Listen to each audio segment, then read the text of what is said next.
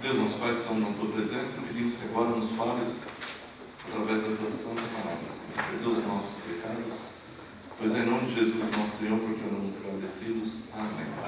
Abra sua Bíblia, por favor. As crianças acompanhem Cida, de 2 a 4 anos. Abram suas Bíblias, por favor, no Evangelho de João, capítulo 12, e vamos ler o versículo 24. Evangelho de João, capítulo 12, versículo 24.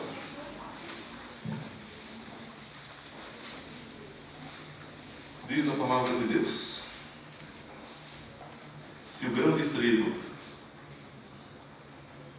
caindo na terra não morrer, fica ele só, mas se morrer, dá muito fruto. Vamos ler juntos?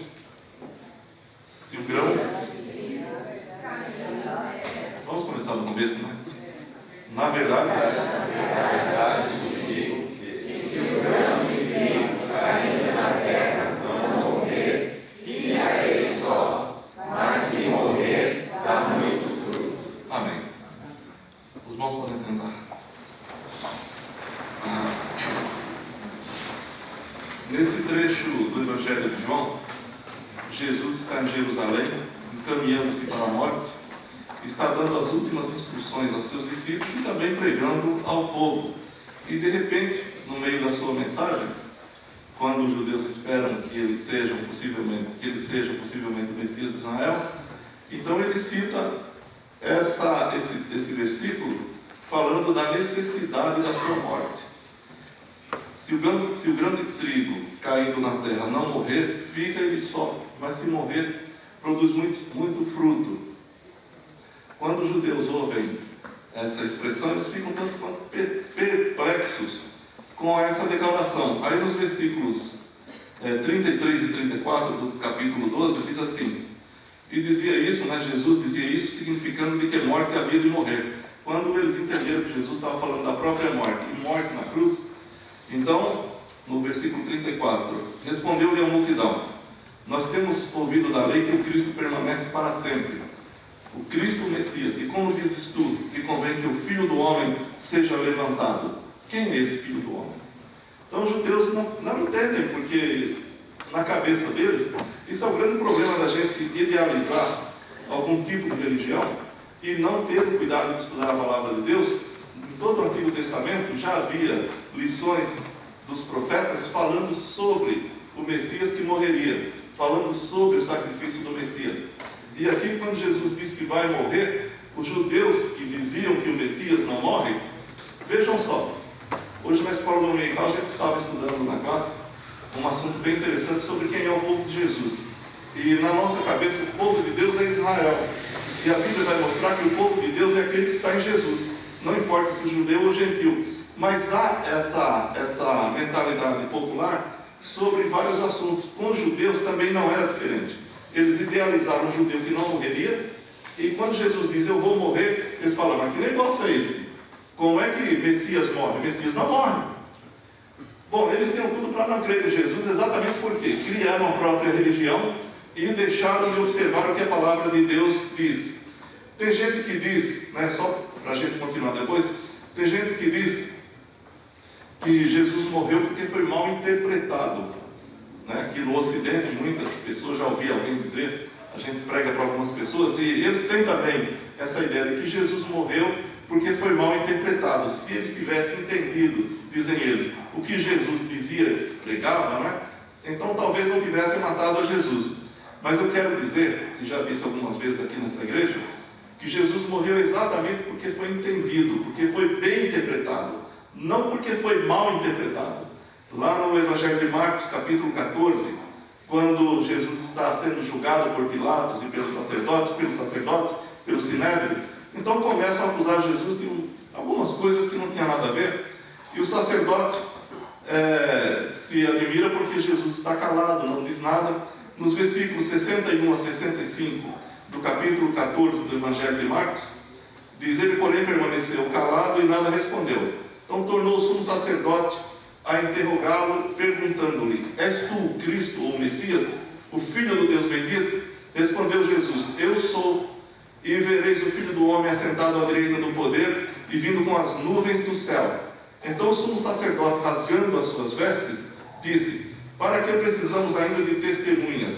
Acabais de ouvir a blasfêmia. Que vos parece? E todos o consideraram réu de morte. E alguns começaram a cuspir nele, a cobrir-lhe o rosto, e a dar-lhe socos, e a dar-lhe dizer: Profetiza. E os guardas receberam-no a bofetadas. Quer dizer, Jesus foi bem entendido. Quando havia aquele julgamento ali diante do Sinédrio, alguém é chamado para depor contra Jesus, eles falam: eu ouvi dizer que ele vai derrubar o templo e em 3 dias vai reedificá-lo. Isso não é um testemunho, isso não é nada. E não tinha um testemunho adequado. Então o sumo sacerdote vira-se para Jesus e pergunta: Você é o Cristo, o Filho de Deus? Ele disse: Eu sou. Essa expressão eu sou é a mesma que Moisés usa, ou Deus usa para Moisés no Êxodo, quando Moisés pergunta o nome de Deus e Deus fala: Eu sou. E Jesus disse: Eu sou. E os judeus entenderam completamente o que Jesus estava dizendo e por isso consideraram digno de morte. Então Jesus foi morto não porque não foi entendido, ele foi morto porque foi entendido. Ele disse: Eu sou Deus. E então todos o consideraram um blasfemo e daí então começaram a bater nele e tal, e de fato ele foi crucificado. Então ele foi crucificado porque todos entenderam o que ele disse a respeito dele mesmo, não porque não foi entendido. E eu quero considerar com os irmãos, já que estamos nesse assunto, nesta noite, alguns tópicos a respeito da morte de Jesus Cristo. Por que Jesus morreu? Em primeiro lugar, eu quero dizer o seguinte: a morte de Cristo foi idealizada na eternidade passada. Não existiu um momento na história em que Deus olhou para o mundo e falou: caramba, agora a única solução que tem é eu dar o meu filho. Não foi. A morte de Jesus Cristo foi idealizada na eternidade passada por Deus, o Pai. Abra sua Bíblia, por favor, em Apocalipse, capítulo 13, versículo 8. Apocalipse 13, 8.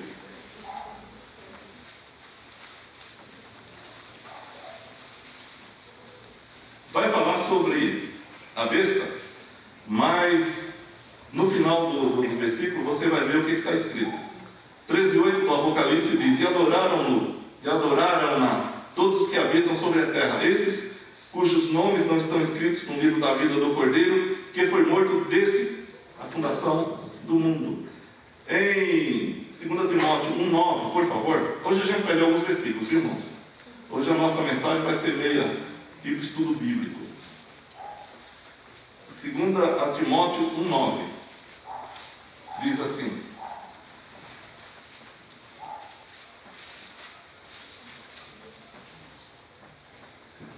diz que Deus nos salvou e nos chamou com uma santa vocação, não segundo as nossas obras, mas segundo o seu próprio propósito e graça, que nos foi dada em Cristo Jesus, quando? Antes dos tempos dos séculos. Então, tudo que acontece com Deus e com Jesus é algo programado, não é algo que é acidental. Deus não é pego de surpresa com nada que faz. A morte de Jesus Cristo, a morte do Filho de Deus, foi pré-ordenada, foi programada por Deus antes dos tempos eternos. O Cordeiro que foi morto desde a fundação do mundo, a graça que nos é dada no Cordeiro antes dos tempos dos séculos. Então, tudo que acontece com o povo de Deus foi pré-ordenado por Deus desde que o Deus existe. Ele existe por toda a eternidade. É interessante que quando nós lemos na Bíblia que Deus criou todas as coisas, nós sempre pensamos unicamente na criação comum, na natureza, nos seres humanos, etc. Mas quando a Bíblia diz que Deus criou todas as coisas, inclui tudo, toda a natureza, toda a vida animal e vegetal, todas as condições de sobrevivência dos seres vivos e também a sua obra redentiva. Quando Deus idealizou tudo, Ele idealizou inclusive a obra de redenção em seu Filho. Então a morte de Jesus Cristo não foi acidental. A morte de Jesus Cristo não foi porque Ele não foi entendido. Em primeiro lugar, é porque ela é preordenada por Deus desde os tempos eternos. No livro de Isaías, o profeta, 46, 9 e 10, por favor. Isaías 46, 9 e 10.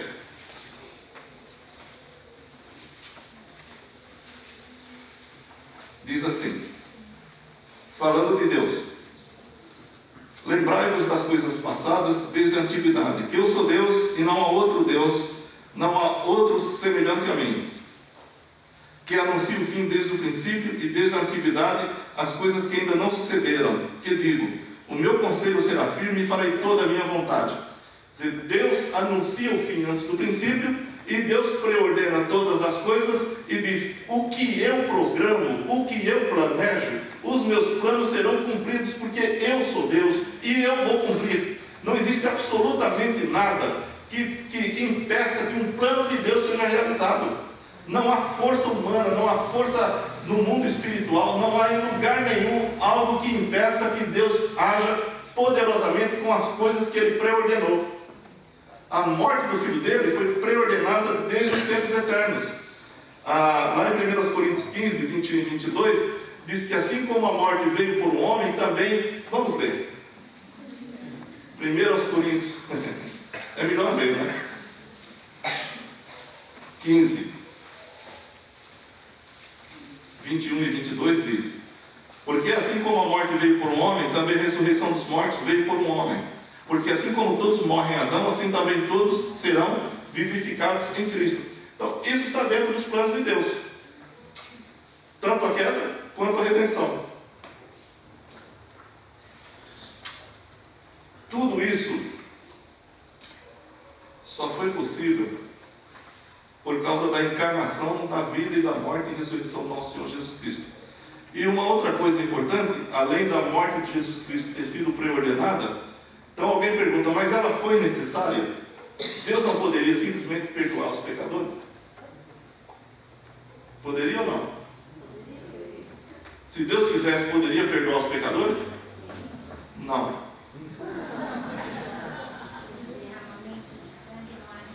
Aí, Emília, eu só não vou te cumprimentar.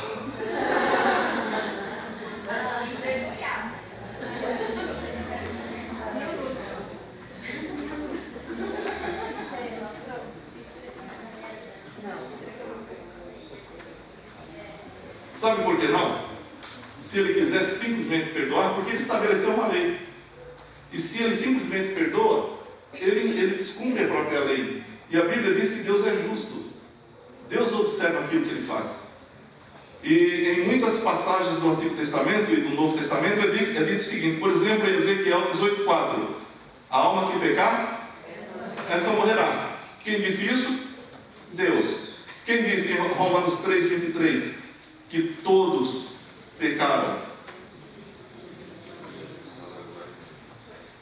Todos pecaram e destituídos estão ou ficaram da glória de Deus. Em Romanos 6,23 diz que o salário, ou o preço, ou o resultado do pecado é o quê? É a morte. Então, todo mundo pecou. Então, simplesmente, se Deus perdoa, Ele não está sendo justo consigo mesmo. No capítulo 3 de Romanos, é dito que Deus é justo e justificador daquele que tem fé em Jesus Cristo. Como Deus pode perdoar um pecador? Outro dia, eu citei aqui um caso de um tribunal. Imagine, eu vou recontar o caso. Vocês sabem que quem julga tudo é o juiz, não é? Certo ou errado? Hã? É o juiz. Então o indivíduo estuprou algumas mulheres, matou depois, roubou os pertences do casal. Ele tinha outros crimes também, muito. A somatória da pena dele passava de 500 anos. E ele foi levado diante do juiz, claro. Ele foi preso, processado, foi levado diante do juiz. O juiz, então, ali na hora de prolatar a sentença, ele fundamenta toda a sentença e ele diz os motivos pelos quais aquela pessoa será condenada. Daí então ele descreve todos os crimes que ela fez e todas as provas que tem contra ela, sem contar que o próprio réu confessou todos os crimes também. Agora imagina só, o que o juiz tem que fazer com esse homem? E se ele não condenar? Certo? A Bíblia diz que todos pecaram. Pecado é ofensa contra Deus. Toda a maldade humana acontece por causa dos nossos pecados. Tudo que ofende a santidade de Deus é por causa dos nossos pecados. Imagina só se Deus iria nos perdoar e Ele seria justo. Ele não seria justo. Muita gente fala, mas Deus é amor e todos são filhos de Deus. Todos não são filhos de Deus. A Bíblia diz que são filhos de Deus aqueles que o receberam. A todos quantos o receberam, João 1,11, deu-lhes o direito de se tornarem filhos de Deus, aos que creem no seu nome, os quais não nasceram da vontade da carne, nem da vontade do varão, mas de Deus. Então, filhos de Deus são aqueles que o aceitaram como Senhor e Salvador. Os outros não são. E outra, dizer que Deus é amor, parece que as pessoas imaginam que quando nós amamos, nós somos bobos. O indivíduo ama, então ele aceita tudo. Imagine que uma moça, muito recatada, casou-se com um determinado rapaz, que era tido na conta de bom rapaz. Depois que casa e tem um filho, e a moça ama apaixonadamente esse marido dela, então ela vai descobrir que o cara é dono de prostíbulo, que ele tem uma ficha policial muito ruim, e que ele trai ela o tempo inteiro. Eu pergunto para vocês, essa moça continuaria com esse rapaz? Você continuaria?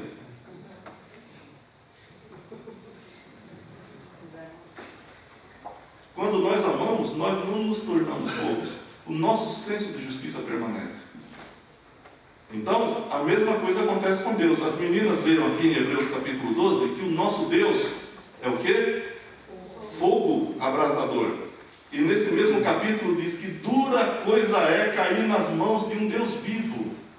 Então, Deus é um ser que ama? Deus é um ser que ama em Jesus Cristo. A Bíblia diz que aqueles que estão em Cristo estão sob a graça de Deus. Os que estão fora de Cristo estão sob a ira de Deus. Então, não imagine que a Bíblia normalmente se cita João 3,16, né? Porque Deus amou o mundo de tal maneira que deu seu Filho unigênito para que todo aquele que nele crer não pereça, mas tenha vida eterna. E você continua lendo, aquele que tem o Filho, 36, tem a vida. Aquele que não tem o Filho não verá a vida. E o que? A ira de Deus sobre ele permanece. Então ninguém imagine que cometendo uma vida de pecados vai estar diante de Deus. Ou nós nos arrependemos dos nossos pecados e confessamos Jesus como Senhor e Salvador das nossas vidas, ou estamos completamente perdidos, porque a morte de Jesus Cristo foi necessária. Na Epístola aos Hebreus 9, do 22 ao 28, tem uma descrição bem interessante sobre os sacrifícios no Antigo Testamento. Sacrifícios que todo israelita fazia diante de Deus, e que os sacerdotes faziam sacrifício por si próprios, porque eles eram humanos. Mas por que faziam tais sacrifícios? Porque se imolavam animais, porque se reconheciam pecadores. E qual foi o método que Deus utilizou para que aquelas pessoas tivessem os seus pecados cobertos? O sacrifício de animais. Mas isso tudo apontava para Jesus Cristo.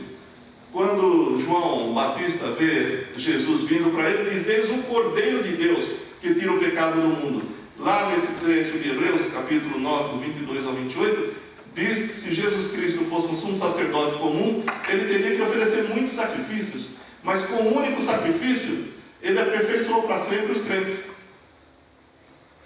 Então, a morte de Jesus Cristo foi necessária porque todos nós pecamos, e ele assume a nossa humanidade para assumir também o nosso pecado. Nós sabemos que Jesus é Deus, e a Bíblia diz que Deus é eterno, Deus não morre.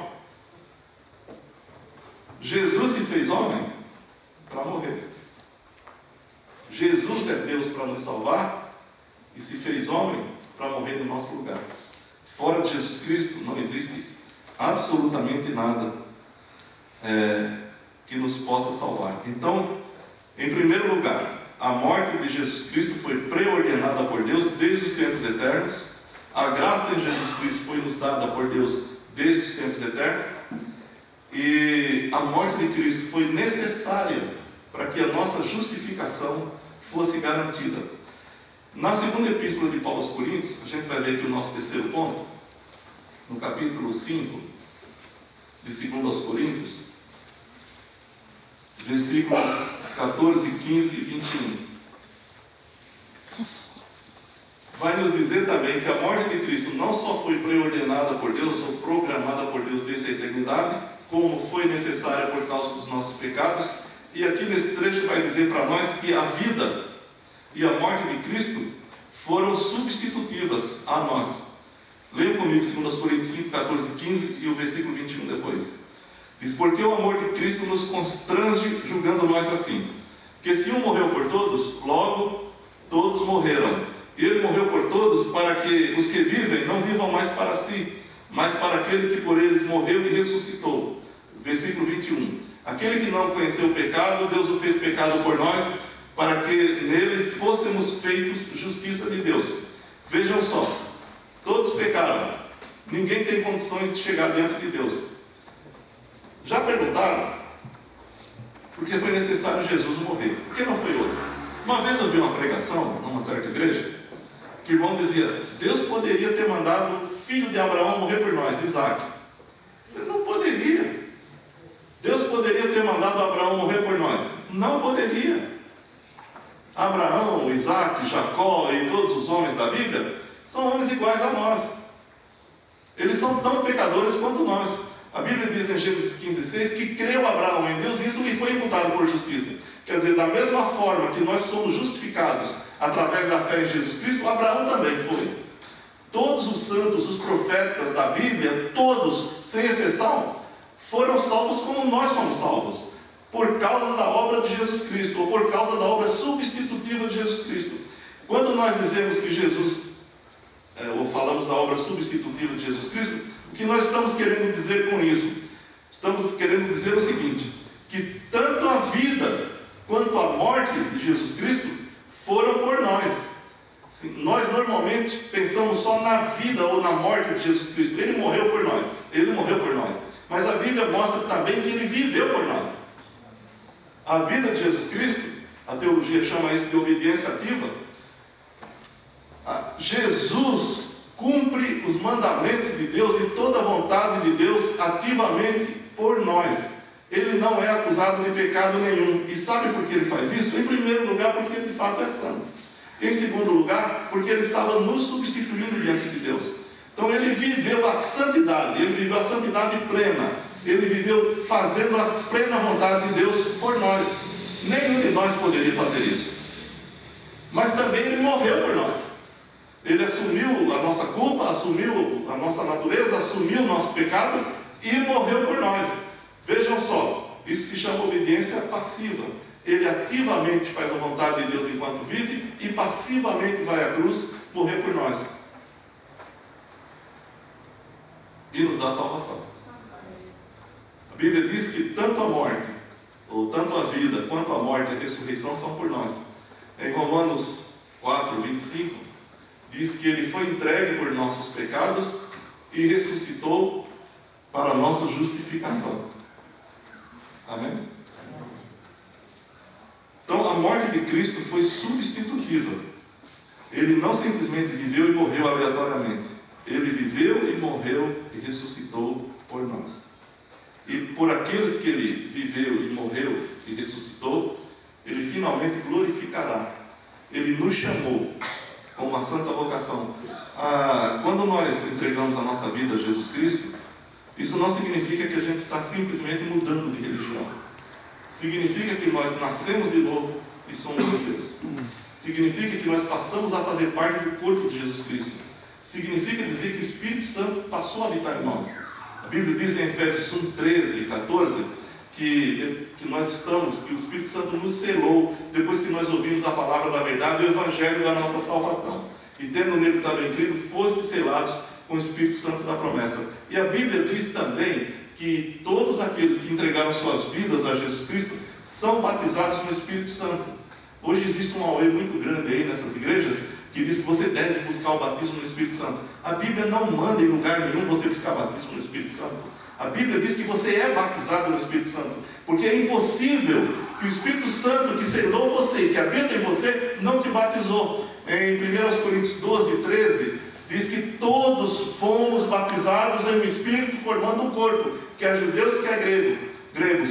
e todos temos bebido de um Espírito. Se a Bíblia declara uma coisa, eu não posso dizer outra. Se a Bíblia diz que todos somos batizados em Jesus Cristo, somos batizados no Espírito, nós somos batizados no Espírito.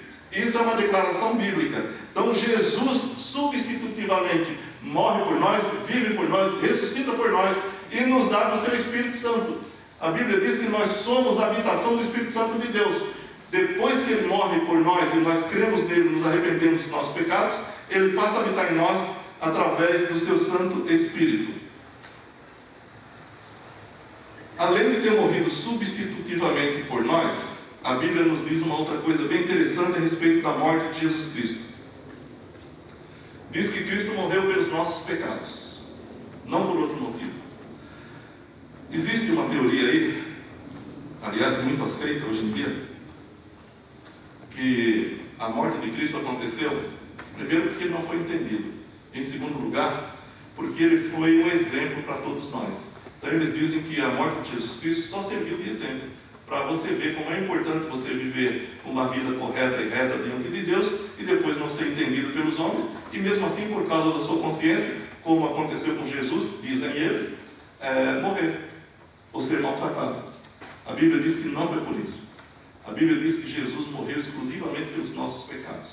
Lá em 1 Coríntios 15, abra aí.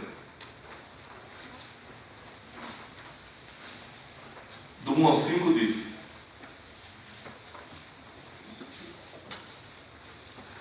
1 Coríntios 15, do 1 ao 5 diz: Também vos notifico, irmãos, o Evangelho que já vos tenho anunciado, o qual também recebestes e no qual também permaneceis, pelo qual também sois salvos, se retiverdes, tal como vos tenho anunciado, se é que não crestes em vão. Porque primeiramente vos entreguei o que também recebi, que Cristo morreu pelos nossos pecados segundo as Escrituras, e que foi sepultado e que ressuscitou ao terceiro dia segundo as Escrituras, e que foi visto por Cefas e depois pelos 12. Muito bem, a Bíblia afirma que Jesus morreu única e exclusivamente pelos nossos pecados, não por outra coisa qualquer, não para servir de exemplo, não porque Ele era legal, mas pelos nossos pecados.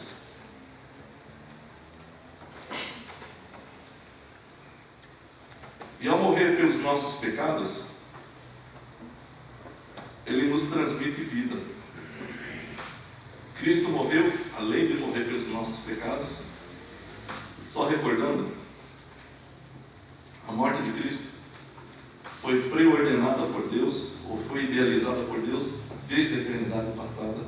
A morte de Cristo foi necessária, porque todos pecaram. A vida e a morte de Cristo foram substitutivas. E Cristo morreu exclusivamente pelos nossos pecados. E sabe por que também que Ele morreu? Para nos transmitir a sua própria vida. Abra comigo no Evangelho de João, capítulo 6.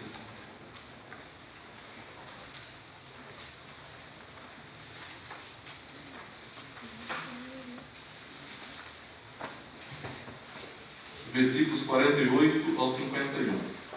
João 6, do 48 ao 51. Dentre os ensinos de Jesus aqui nesse texto, Ele diz assim: Eu sou o pão da vida. Vossos pais comeram maná no deserto e morreram. Este é o pão que desce do céu, para que o que dele comer não morra. Eu sou o pão vivo que desceu do céu. Se alguém comer desse pão, viverá para sempre. E o pão que eu der é a minha carne, que eu darei pela vida do mundo. Nós vemos aqui que a morte de Cristo foi para nos transmitir a sua vida. Se não bastava não bastava a morte de Cristo ter sido preordenada desde a eternidade passada, ter sido necessária, ter Ele vivido e morrido por causa dos nossos pecados, se ela não tivesse uma aplicação prática e positiva aos crentes, que era a transmissão da própria vida de Jesus Cristo a nós. Esse texto diz: Jesus, eu sou o pão da vida. Quem de mim se alimenta nunca morrerá. O sacrifício de Jesus Cristo, ele é perfeito do princípio ao fim. Quer dizer, resumindo, Ele deu o seu corpo por nós como alimento adequado para produzir vida eterna. Você sabe que quando nós não nos alimentamos, nós podemos morrer. Tem gente que morre de fome, tem gente que faz greve de fome, e fica muito fraquinho. Quando falta alimento, você fica fraquinho. Quando falta alimento espiritual, você também fica muito fraquinho. E se faltar para valer, você morre. Então Jesus disse: eu sou o pão vivo que desceu do céu. Quem de mim comer ou se alimentar, viverá para sempre. Então, o que Jesus fez quando morreu por nós, foi nos dar vida eterna. Isso significa o quê? Isso significa que a salvação que Ele te deu não tem fim. Muita gente prega hoje em dia também, aliás, não hoje em dia, mas sempre, desde a época de Pelágio, depois Armínio, depois tantos outros, é ensinado que o crente pode perder a sua salvação. Isso é um negócio muito louco, porque a Bíblia ensina exatamente o contrário. Ninguém pode perder a salvação. Então alguém pergunta: mas e se eu aceitar Jesus e eu continuar pecando, eu vou para o céu? Não, não vai. Porque se você aceitou Jesus, você vive uma vida de santidade. Ah, mas você não falou que se eu levantar a mão, eu estou salvo? Não, não falei isso não. Eu falei: se você nascer de novo, se você se reconhecer pecador, é isso que a Bíblia ensina, entregar sua vida a Jesus Cristo, e o Espírito Santo passar a habitar no seu coração, você é salvo. Agora, se você vive uma vida comum e normal, como todos os seres humanos vivem, se o pecado para você não é o menor problema, você peca rasgadamente, você não tem o menor temor de Deus, e você fala: eu estou salvo, eu quero dizer para você, você não está salvo. Você nunca foi salvo. Você não vai perder sua salvação, porque não se perde o que não tem. Você só perderia se fosse salvo. E se você fosse salvo, você viveria uma vida de plena santificação diante de Deus. Você procuraria fazer a vontade de Deus. Porque quando o Espírito Santo habita em nós, a Bíblia diz que o Espírito tem ciúmes.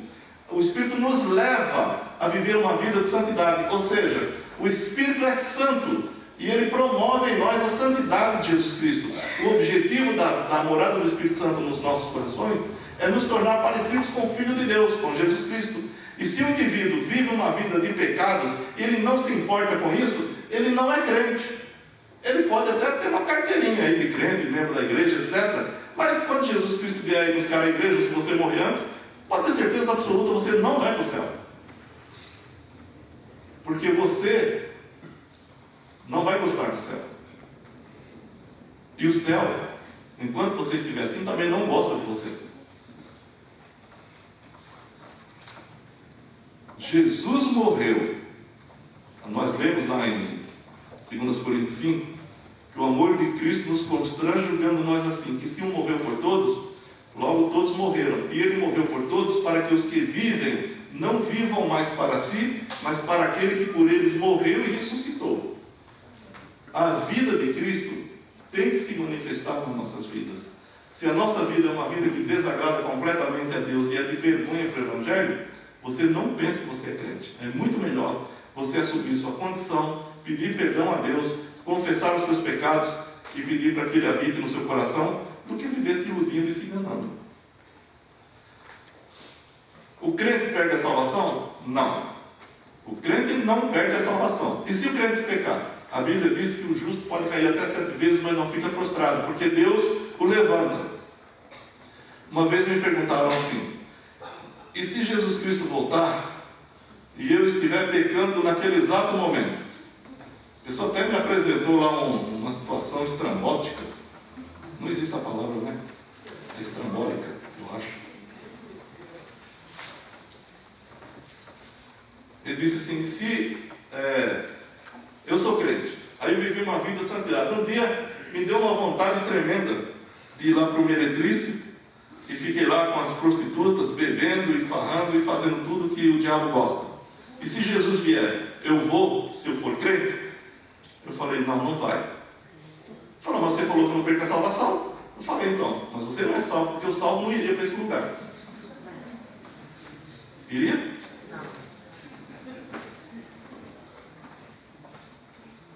Não iria, né?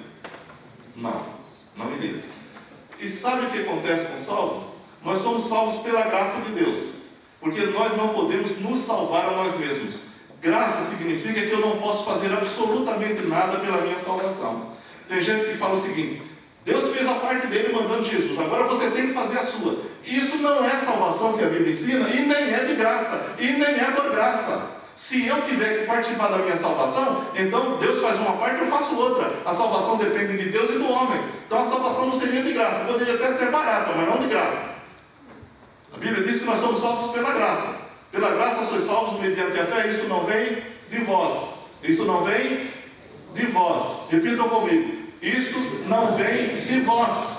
É o quê? É um dom de Deus, é um presente de Deus. E não vem de obras para que ninguém se glorie. A salvação acontece quando o indivíduo ouve a palavra de Deus, o Espírito Santo convence que ele é um pecador e ele vai a Jesus Cristo arrependido de ser um pecador. Então é salvo. A Bíblia diz: se com a tua boca confessares ao Senhor Jesus e em teu coração creres que Deus ressuscitou dos mortos, serás salvo. Então é necessária a confissão.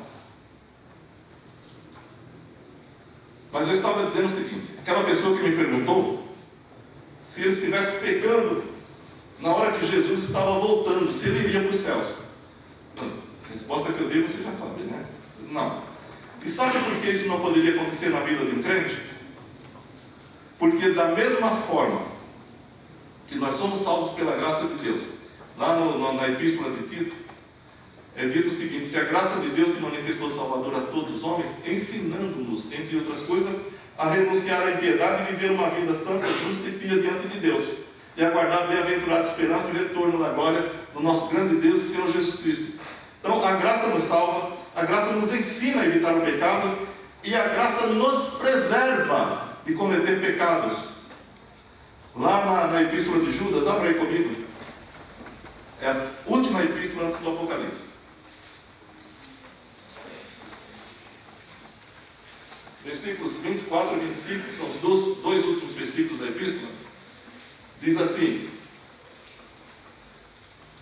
ora, aquele que é poderoso para vos guardar do quê? De tropeçar, e apresentar-vos irrepreensíveis com alegria perante a sua glória, ao único Deus, Salvador nosso por Jesus Cristo, nosso Senhor, seja glória e majestade, domínio e poder, antes de todos os séculos, agora e para todos sempre. Amém. Quer dizer, Deus nos guarda de tropeçar. A salvação que Deus nos concede, ela é completa, perfeita, acabada, nada se pode acrescentar a ela. Ela é completamente perfeita. Aliás, tudo que vem de Deus é perfeito. Então é impossível que um crente seja apanhado em pecado na hora que ele vai morrer, que Jesus Cristo volta, etc. Porque a Bíblia diz que Deus nos guarda de tropeçar e nos apresenta santos e irrepreensíveis e inculpáveis diante dele, para a glória dele. Salvação não é coisa de homem, irmãos. Salvação é coisa de Deus. O ser humano, a única coisa que ele pode fazer, como disse um certo missionário aqui na nossa igreja uma vez, a única coisa que o ser humano pode fazer com relação à salvação é continuar pecando. Porque enquanto ele é pecador, Deus pode salvá-lo. Mas participar da obra de redenção, de jeito nenhum. Quem nos chama é Deus. A Bíblia diz que a obra de salvação é tão completa que não só o Senhor Jesus Cristo vive e morre por nós, e ressuscita também, como nos chama e nos mantém santos. O verdadeiro crente, ele procura a santificação. Ele procura viver uma vida reta diante de Deus. Por quê? Porque o Espírito Santo que habita nele o leva a isso. Pecado nenhum cabe normalmente na vida de um crente. Se o pecado é normal na sua vida, você tem que confessar isso a Deus. Você tem que pedir perdão. Isso é errado. Isso não é normal para um crente. O normal é buscar a santidade.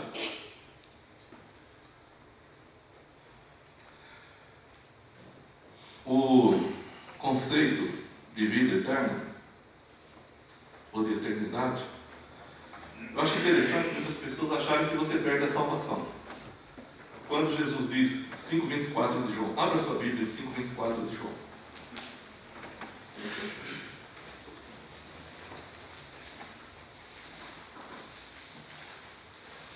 Veja o que Jesus diz.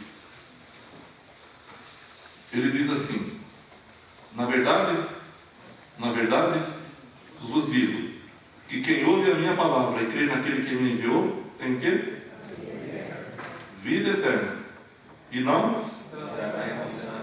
Mas passou.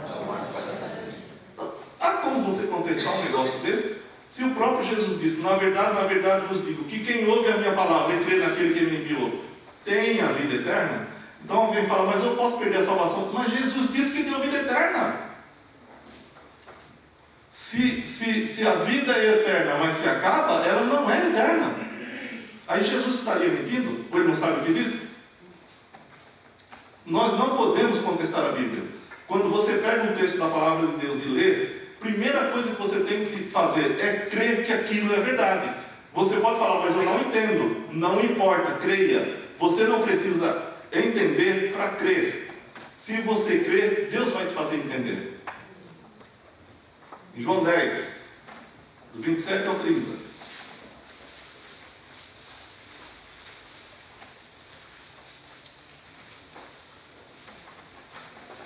O que Jesus diz aí? As minhas ouvem a minha voz, eu conheço-as e elas me seguem, e dou-lhes eterno, e nunca não de perecer, e ninguém, as arrebatará da minha mão, porque o Pai que me as deu maior todos, e eu e ninguém pode. arrebatá-las antes do meu Pai. Eu e o Pai, Jesus é Deus. Ele disse, as minhas ovelhas ouvem a minha voz, eu conheço-as e elas me seguem. Ou seja, não existe a possibilidade de uma ovelha de Jesus Cristo não ouvir a voz dele, não existe a possibilidade de uma ovelha de Jesus Cristo não segui-lo. As minhas ovelhas ouvem a minha voz e eu conheço-as, e elas me seguem, e dou-lhes a vida eterna, e nunca hão de perecer, e ninguém as arrebatará da minha mão, porque o Pai que me as deu é maior do que todos, e ninguém pode arrebatá-las da mão do meu Pai, e eu e o Pai somos um. A morte de Jesus Cristo foi necessária para nos transmitir essa vida. Eu e você, seres humanos, nós não temos vida eterna, mas em Cristo nós temos. A nossa vida está escondida com Cristo em Deus. E a Bíblia diz que quando Cristo, que é a nossa vida, se manifestar, então também nós nos manifestaremos com Ele em glória. A nossa redenção é tão certa que em Colossenses 3, os primeiros versículos, a Bíblia fala de nós, Deus fala de nós, como se nós já estivéssemos na glória, plenamente salvos. E se já ressuscitastes com Cristo, ora, Paulo está escrevendo aos irmãos lá de Colossos, que estavam assim como nós, numa igreja. Mas ele diz, se já ressuscitastes com Cristo, buscai as coisas que são de cima, onde Cristo está sentado à destra de Deus. Pensai nas coisas que são de cima e não nas que são da terra, porque já estáis mortos e a vossa vida está escondida com Cristo em Deus. E quando Cristo, que é a nossa vida, se manifestar, então também vós vos manifestareis com Ele em glória. Queridos irmãos, de fato, o grão de trigo, Jesus Cristo, veio à terra morrer e produzir muito fruto. Nós somos fruto desse grão de trigo que morreu. Aqueles que o receberam pela fé, após ouvir a sua palavra, confessaram que eram pecadores e depositaram toda a sua fé em Jesus Cristo, nosso Senhor. E Ele é o nosso substituto diante de Deus e que nos livra da ira vindoura. Só somos justificados em Jesus Cristo. Em Romanos 5:1 diz, sendo, pois, justificados pela fé, temos paz com Deus por nosso Senhor Jesus Cristo, pelo qual temos entrado a esta graça, na qual estamos firmes e nos gloriamos.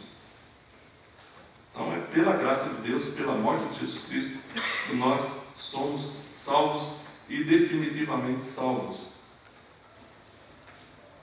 E quando ouve-se a palavra de Deus, é necessário confessá-lo como Senhor e Salvador. Romanos 10:9, que está inclusive na placa da nossa igreja, diz, se com a tua boca confessares ao Senhor Jesus, e em teu coração creres que Deus o ressuscitou dos mortos, serás salvo. Porque com a boca se confessa para a salvação, e com o coração se crê. Porque com a boca se confessa